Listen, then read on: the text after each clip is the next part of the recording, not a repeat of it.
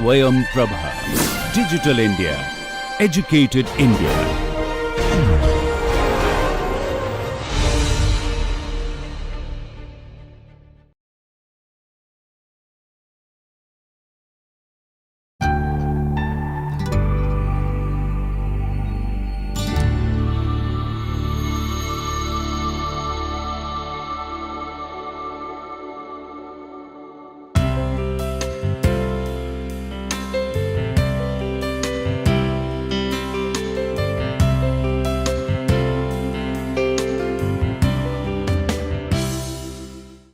Hello students, we are continuing with our study of critical regionalism in Indian architecture. As you know that we have introduced it to you as a very important segment in the development of modern Indian architecture. I will go so far as to say, as John Lang himself has said, that this is truly modern Indian architecture. That means modern architecture in India having both the section of modernism along with that of vernacular or traditional Indian architecture merged or fused together in a modern building. So these buildings are modern like any other modern building in the world, but we know they are distinctly Indian modern buildings because they have that Indian identity in them.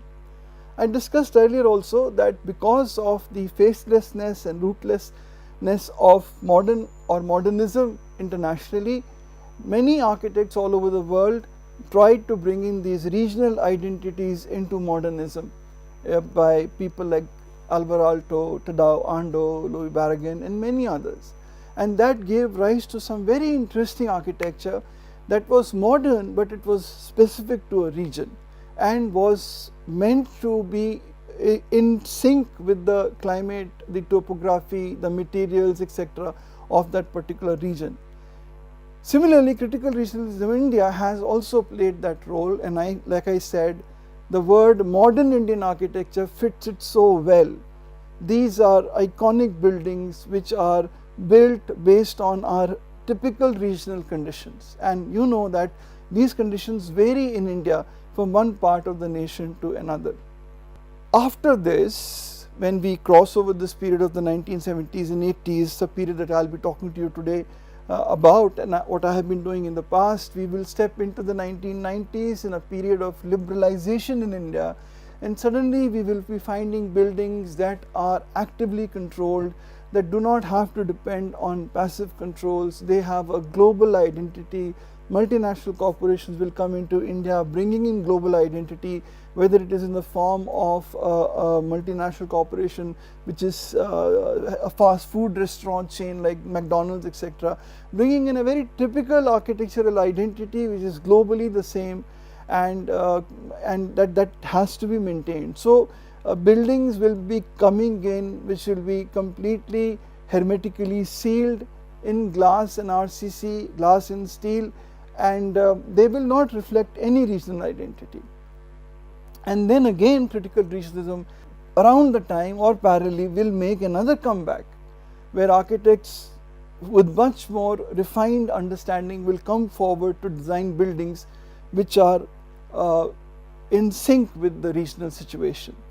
Now, as we have gone through this course, you may have felt that there are certain things that are missing. Maybe there was some building that you had seen, you were interested in studying, we did not cover it, or maybe more than one building. I accept that. I accept the fact that there are a large number of buildings that we simply could not touch upon in this presentation. You must appreciate the fact that we have got only about 40 modules in which we have to cover a very vast space in terms of the number of buildings and architecture, architects, etc. And we are trying to summarize it all for you. We are trying to leave behind certain guideposts for you, certain pointers for you, so you can use that and build upon that knowledge and expand it to understand more deeply about modern Indian architecture, if that is where your interest lies. We have made an attempt to be able to cover up at least some of the most iconic buildings and what they mean to us architecturally, so that we understand their principles very soundly and if given an opportunity, be able to apply those principles in our designs. Critical regionalism case studies in India have varied from the Belgian Embassy by Satish Gujral, or the IIM New Campus by Bimal Patel, Siddharth de Goa by Charles Correa in Goa, the Gandhi Labour Institute in Gujarat by B.V. Doshi, or this project by Christopher Benninger, and this project by Shirish Berry, spread in different parts of the country by different architects, all following the same vocabulary of combining modern architecture with a regional idiom.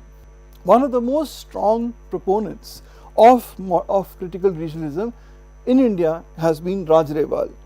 He studied from SPA in 51 to 54 and then went on to do his education from Architectural Association School of Architecture and Brixton School of Building in London, and began his practice in Delhi in 62. He then began teaching in SPA, and by the time it happened 1974 came around, he set up a second office in Tehran. So successful was his practice. In 1972 he had already executed what some consider to be the greatest project that he has ever done, which is the Pragati Maidan, or what we call as the Hall of Nations. And then he got the gold medal from the IIA in 1989, the Chevalier du Art du Lettres Award by the French government in 2005, and the Knight of the Legion of Honor in 2016. So he has been widely felicitated by people or architects from across the world for the contribution he has made to architecture in our country. He is a very strong proponent of critical regionalism, like Alvar Aalto. These works are works of Alvar Aalto in Finland, or that of Tadao Ando. These are the two examples of Tadao Ando, or Louis Barragan in Mexico. So these are the examples of Barragan's work. So just as they combine modernism with the regional identity or give it a regional context, so does Rewal in his buildings.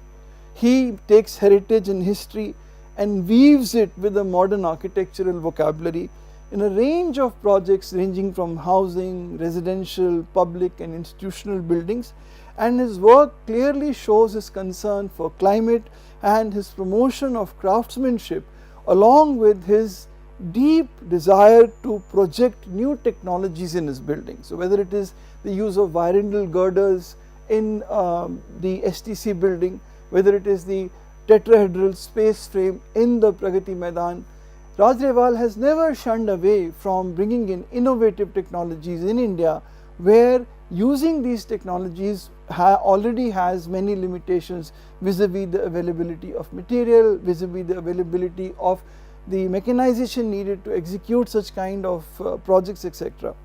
He has a lifelong interest in space frame construction, first seen in his most seminal project, which was the Hall of Nations. It's a tetrahedral form, and in all his buildings he has dealt with culture, climate and history of North India, because primarily his buildings are in North India, and yet in spite of conforming to the culture and history, etc., he has not moved away from the tenets of modernism. They remain. His learning, his education in modernism is always there. So when you look at these modern Indian buildings under critical regionalism, they are not looking old.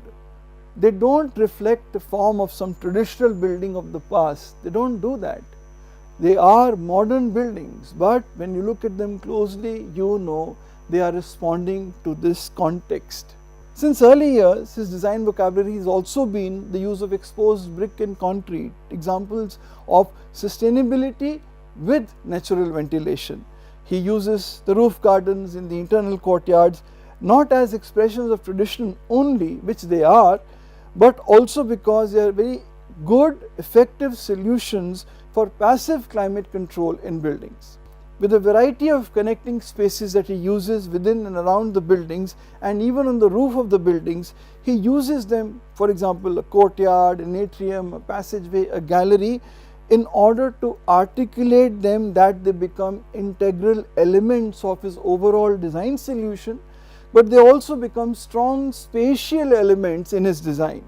So for example, when you create this kind of a passageway in the Asian Games village, Asiaid village, it is not only an integral part of his design because it serves as the circulation pathway, but it also becomes a very strong spatial element. The way the gateways have been created one after the other and the passageway is going through it, or the way this atrium is appearing in front of us in the Parliament Library building by Rajariwal.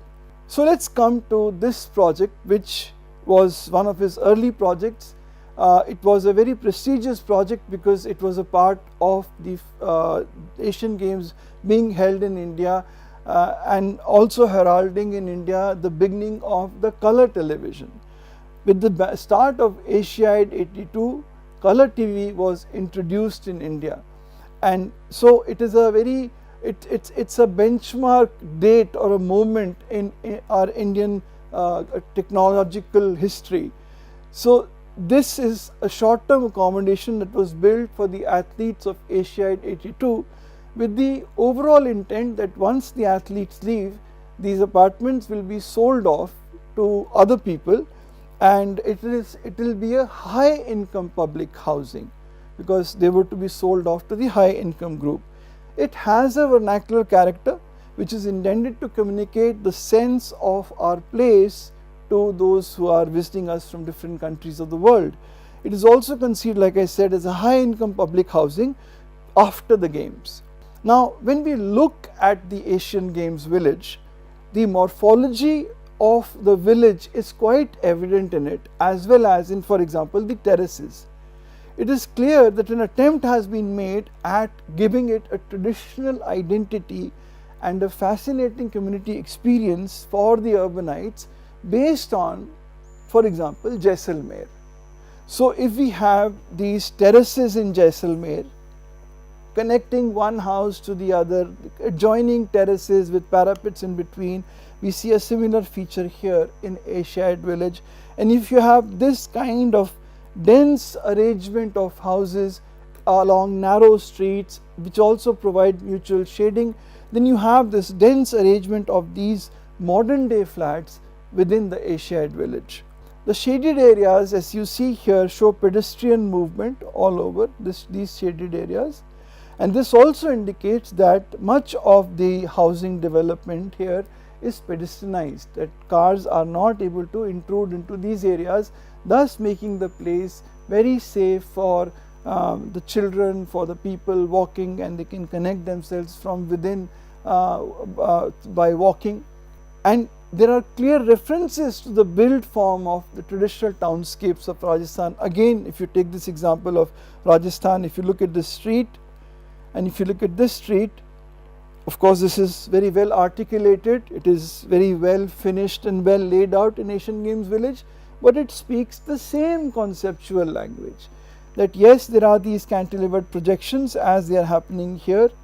There is an attempt to create shaded spaces as has been done here, and right at the end there is a focus at which the built form is kind of enclosing the space, and in between we have this open area or a community space. So the space is being reflected here not ad verbatim, not with the same kind of ornamentation, decoration or elements, etc., but as a concept the idea has been taken up. Terraces are important. Now in these days when I talk to students of your age group, I know that you may not be able to relate to the idea of sleeping on terraces in summers in the composite climate, for example, or even in hot humid conditions, because there was a time when air conditioning was not very easily available in our homes, and even coolers were few and far between. The terrace at night, when the temperature would dip, was a very pleasant place to sleep. Many people have spent their summer holidays in the houses of their cousins in different cities of North India, sleeping and having fun, and at night in North India on the terraces of North India. I am one of them, and it is an amazing, refreshing experience. And so the terraces were to be used like that, and they were to be used as semi-private spaces, and they are a reminder of the houses of Jaisalmer, which also have these terraces. The community spaces are spread all throughout the development. So there is a central community space which is a larger one, and then there are smaller community spaces in between the housing units for people to interact with each other. The traditional urban fabric of the mohalla or the housing cluster is evident here also. So if you look at the street of, I believe this is another city in Rajasthan, and if you look at this streetscape, we are trying to, this is a more evolved version of that. If you look at the dense arrangement of dwellings, we find the same interlinks of mohalla style within the Asian Games village. If you go back, for example, here, you see it here, but of course organized according to modern planning and design principles. So the road networks, the pedestrianized networks, etc., are all based on a strict geometry, strict proportion, as is there in our datas and in our codes. And the clusters are interlinked by the series of gateways. They interlink the various clusters with each other. The organization by itself is such that the neighborhood group can expand from all the way to 16 units all the way to 36 units. So we can have a basic apartment of 4 units, or we can have it of 6 units, and this 4 can be multiplied to create a cluster with a community space in between of 24 apartments. And it can also go on to make a cluster of this, in this case the basic unit has 6 apartments, this can go on to make it 36 apartments. So it can be as low as 16 and as high as 36. And this shows the modern organization of the apartment. The apartment per se from within is a completely modern unit. It is like the maisonette of Unity Habitation. It has a mezzanine, the living space, as you walk in the court to the living space, this living space is double height. Then you climb the steps, and as you climb up, you reach this floor and you can look down into the living area, and you have 1, 2, 3 bedrooms and 2 washrooms on the floor above.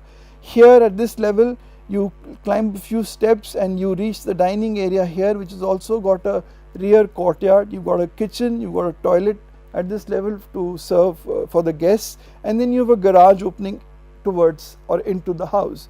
So the unit is so well defined that the formal areas are on the ground and the informal areas are on the first floor, and this is also has a mezzanine mechanism similar to the maisonette of Unity Habitation. So typical modern organization of planning, but it takes care of providing those regional spaces that would work in such a climate where people would like to sit outside. So there's a veranda or a court in front, and there's a angan at the back of the house. So details, there is terraces, there are privacy is through the parapet walls. The parapet walls are perforated to allow air to circulate as people are sleeping on the beds. So through the parapet perforations the air would flow in, and it would become a stronger breeze because it's going through smaller apertures, and therefore outdoor sleeping in hot summer month becomes a pleasant exercise, a pleasant endeavor. Similarly, the building itself has been finished in rough cast brutalist work, simply because this was the core reason of why brutalism came in, lack of proper technology, or a lack of adequate quality of material or labor, and so on and so forth, became directly applicable here because this was a rush project. 700 units had to be produced in 2 years, and béton brut, raw concrete finish, was a style they could go on with and be able to create the buildings in this form without them looking ugly. So they have the example of Unity Habitation and the buildings of Chandigarh as their precursors. despite critical regionalism, despite the idea of bringing in a regional identity, some might wonder that you are fiddling with a modern building and the modern comforts and etc. etc. No, that is not happening, you see. With CR, or rather despite CR, this continues to remain an exclusive project. Residents can drive their cars all the way up to their own units, and there is a life of complete privacy. The dwellings are spacious and they have terraces and gardens. So CR, or critical regionalism, does not compromise on the modern lifestyle of the modern man.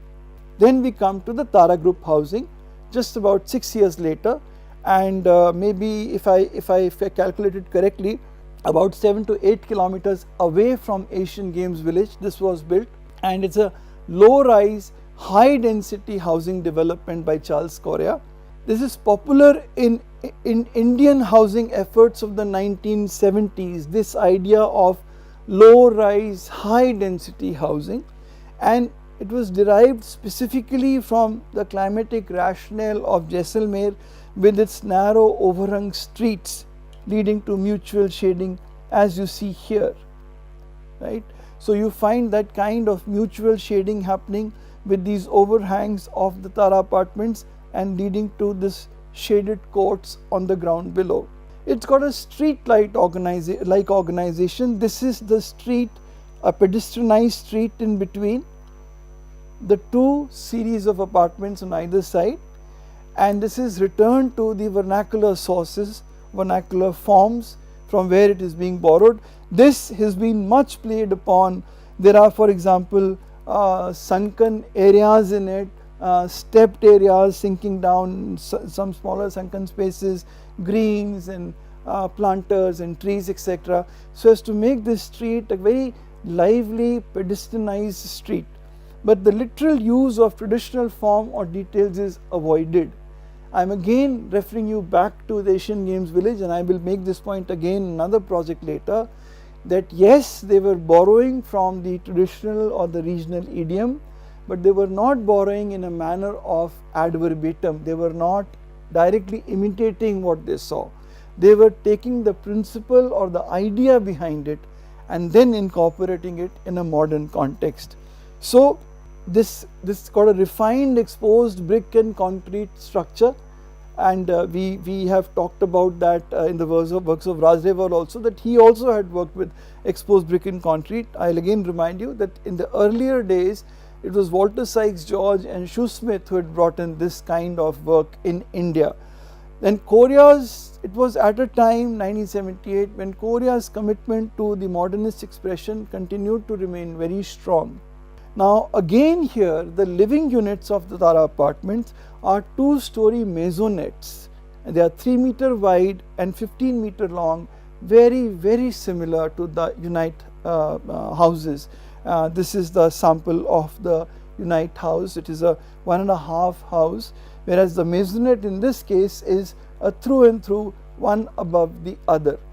Now the similar idea has been explored by Charles Correa in Kanchenjunga apartments, as we discussed last time, where these are also large. They are not exactly maisonette size, they are much bigger, but the same principle applies, and it is in Unite habitation, and in a sense the same kind of dwelling is found in Asian Games Village also, which I just showed you. And this is also the way Correa is able to shift himself in his approach towards climate from hot and humid of Mumbai, Kanchenjunga, to the composite climate of Delhi. So here it's got a different challenge. The challenge there was the hot sun and the breeze coming in from the Arabian Sea, how to channelize the air to flow through the house, how to provide so much shading that the glare of the sun would not impact the building. Here issues can be different, so internal streetscape is interpreted as a shaded green area, and it is completely informally landscaped with trees, and there is water to enhance the humidity, and when evaporation takes place, leads to evaporative cooling, and the entire zone, open zone in between evaporative cooling, and the entire area feels the cooling impact of this process. Now they are terraced to fit the topography of the site. So the kind of digging and sinking etc. is not just done ad hoc, it is also following the existing topographical profile of the site. A third project in the series is the Mughal Sheraton. This is now a hotel done in Agra by the Arcop Design Group in 1980. So we see Asian Games Village iconic in 72, we see the Tara Group in 78, and now we see Mughal Sheraton 1980. It also received the Aga Khan Award for architecture in 1980. The framework of the Mughal Sheraton was inspired by Mughal architecture. So I like to make a comparison here because I have taught you this hotel before. This is the Oberoi Bhubaneswar designed by Satish Grover, and this is the Mughal Sheraton by the Arcop Group.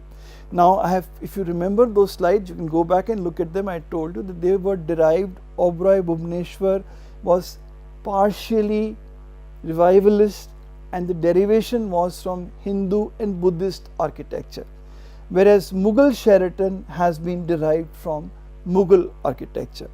So this is two different ways of dealing with the same problem. It's a 5-star hotel. That is another thing, that they are also responding to the nearness of the historical structures that are close to them. So in this case what they are, and in this case being Fatehpur Sikri and Taj Mahal, they are also responding to that. So Hindu and Buddhist in this case, and Mughal in Mughal Sheraton. So upon entering the Mughal Sheraton, we have this idea of a lush sanctuary with these thickly planted banks as you approach the complex, and you go through the entry bridge and you reach to the public block, but there are no windows on the south side for sun protection. Arcop designers completely cut it off. There are guest rooms in 2 stories around 3 garden courts. This is the second building that we are looking at, which is low rise. So also was Asian Games Village, low rise building. And there are the 3 garden courts that you see. You can see one is here, the second one is here, and the third one is at the very beginning here. So 3 garden courts have been provided. And the experience of Taj Mahal and Fatehpur Sikri has been considered closely in the design, but again the architects have avoided any attempt to copy their unique forms or details. So I am repeating this for the 3rd time in the 3rd critical regional project of today. Neither Rewal nor Charles Correa nor the Arcop Group took these details or made any attempt to replicate them in their buildings in any manner. All they did was to take the principles and adopt them, and the principles themselves speak of the regional identity. If you are an avid student of architecture, if you closely look at the buildings, even with a reasonable interest, not even a detailed interest, your eye will tell you based on your experience that this building is different from other modern buildings. It has that some X factor, and that X factor, if you spend a little more time, start understanding it's the regional identity. Now here I am talking about those who will not be here in classes like this to understand the X factor. Even for those, there is always a subconscious feeler, things are different in this modern building. Now here the emulation or imitation is limited to the interlocking courtyard organization plan that we find, for example, in Fatehpur Sikri, where we have these interlocking courtyards. When we talk of the landscaping, we are reminded, if we look at the landscape of Mughal Sheraton, we are reminded of the landscape of the Naushad Gardens of Srinagar, or you can call them the Mughal Gardens also of Srinagar. Very clear resemblance is there. But please don't look at this image and say, oh, this is imitation.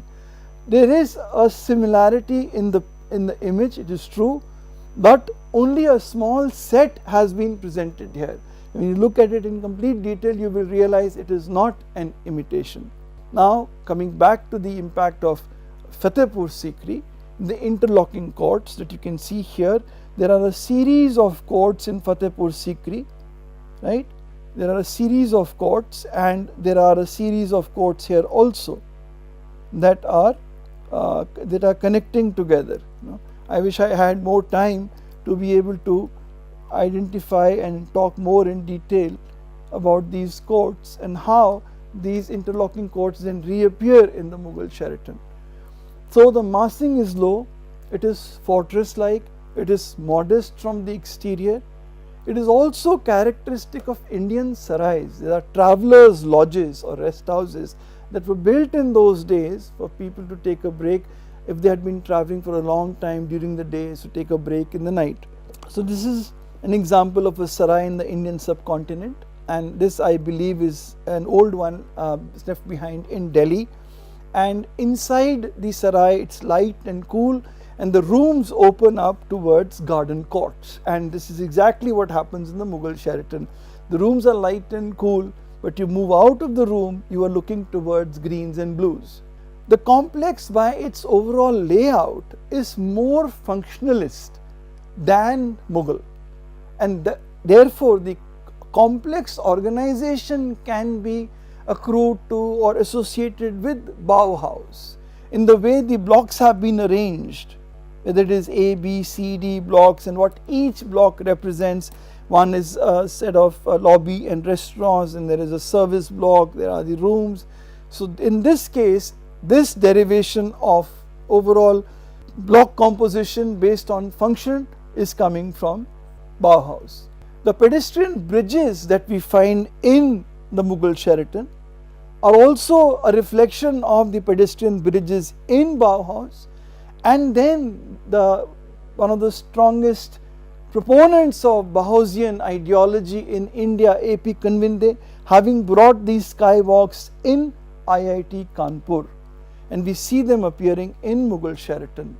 Now in Mughal Sheraton, the skywalks are covered, something like what they did in Bauhaus. In Bauhaus they did that because of the cold, in Mughal Sheraton they did that because of the heat. But in IIT Kanpur, the skywalks are kept open from the top. Only at the one level below, when people are walking underneath it on the ground level, they have a shade or a canopy over them. But when we look at this idea of a skywalk, yes, there are successes, and yes, on the other hand, there are failures also.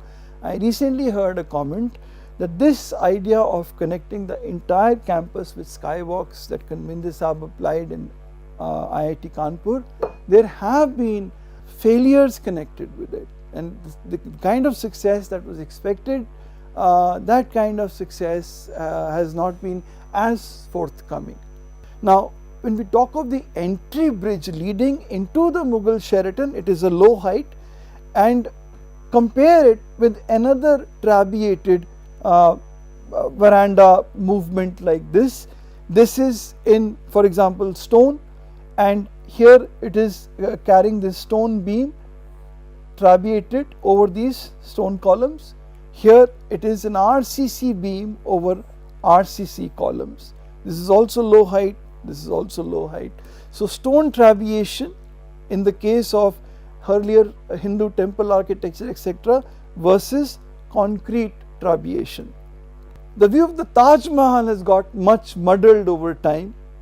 Once the view of the Taj Mahal from Mughal Sheraton was a very direct view. Today it's not so. There are a lot of other things that have come in the way, cutting off the view, and thus the view is going through a very dense area of the city to catch a glimpse of the Taj Mahal. With regard to materials, red sandstone was used in Fatehpur Sikri, exposed red bricks have been used in Mughal Sheraton, and on the other hand, white marble, which was used in the Taj Mahal, from the same quarries, the white marble has been taken and has been used in public spaces of the hotel. Now, to show how soothing, how serene, how comfortable the whole environment would look with a combination of an earth material, the brick, with greens and blues. It creates such an environment that automatically draws people to outdoor spaces and shaded areas and sit outs, etc., because of the way it has been done. these images are a reflection of that. Structure and construction avoided undue dependence on foreign technology. They used regional materials and skills, and they were able to use RCC and brick. So basic construction technology has been used, which is very highly labor intensive construction practice has been utilized. We will again repeat these points later when I talk of the contributions of the structural engineer Mahendra Raj in a particular project. We will again go back to these points when it comes to the way we are relying on certain devices to keep our buildings cool and comfortable, which is different from the way the Europeans would have approached it, and Charles Correa's statements on that, we will look at that in a later presentation. But like Corbusier, architects accepted the limit of the material, the labor and the technology, and took advantage of the climate, the greens, the water bodies and the courtyards, and thus they were able to create a building that is truly a place where you can lay back, relax and really have a wonderful soothing experience in the Mughal Sheraton. Without a doubt, a truly Aga Khan award winning building. I'll stop here for today and pick up from the next session by showing you a few more buildings connected with critical regionalism, all of them iconic, and we will end that trip by around the 1990s. Then there will be a kind of a gap, and we'll look at certain buildings which became the domain of architecture during those years following immediately after liberalization, which is the tall building or the skyscraper. So we'll have a look at that, and then we will come to the very last stage of our series when we will look at new architecture and how it is evolving, and we'll define it as a search for a new architecture. What is that new architecture we are having today? How do we search for it? How do we take the ideas ahead? Given the time, we will also like to look at the contribution of women in architecture and also have a glimpse of structural works of this amazing structural engineer Mahendra Raj. Thank you so much. I'll see you in the next session.